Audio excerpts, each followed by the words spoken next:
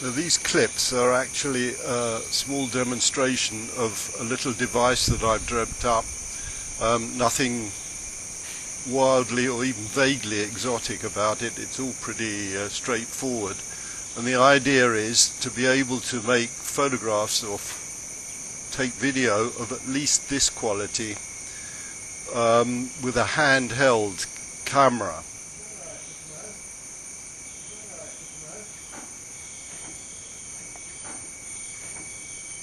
That's the coconut that he was playing with the next morning, and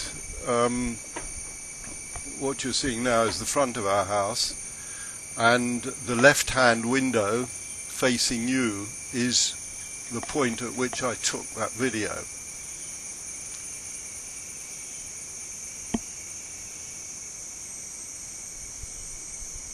These are some more clips taken from another part of the house, again full zoom or pretty near it.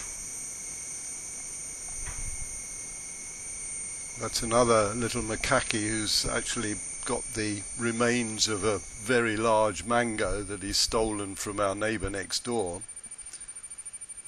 And this is a pretty rare chance to get a shot of a giant Asian squirrel. That squirrel is getting on for 1 meter long, including his tail. They're around, we see them quite a bit, but trying to get a shot like this is pretty rare. In fact, about 2 days after I took this, there were 2 of them, but not a hope of getting a picture. This is a slightly more sinister neighbour, for want of a better word. A monitor lizard. This is a male, and a fairly large one at that. That's pretty nearly 2 meters long. The female, there's a female around here as well, very much smaller. And they're grubbing for God knows what. They also like to get into the flower pots, my wife's flower pots, and dig at the roots, but whether they're after roots or toads that are hiding in the flower pots, I don't actually know.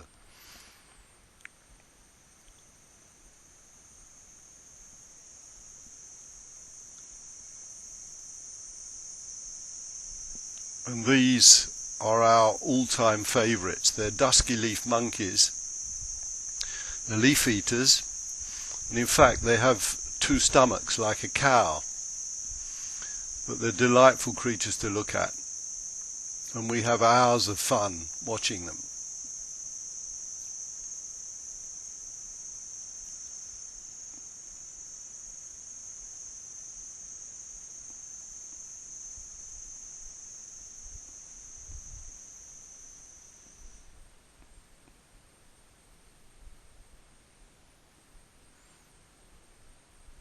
And this is something you actually don't see all that often, because they're the 2 dusky leaves here at the front, and behind are macaques walking along the fence. They normally don't interact at all.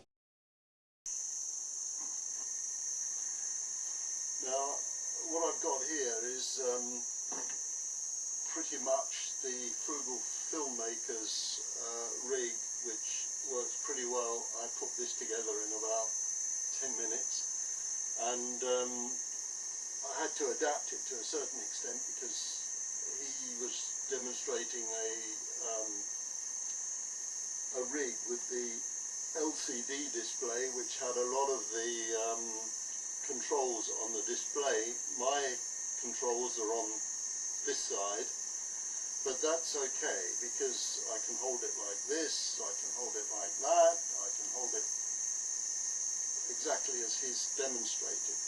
My problem was that if I wanted to take snap pictures or snap video of animals around here or anything, I needed to be able to hold the whole rig steady on zoom. There's actually there's no room here to put a tripod up without major shifting of furniture, for example, and the films that I've been showing you, most of them have been taken from here.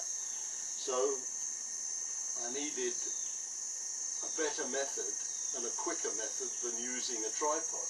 And what I've come up with is this.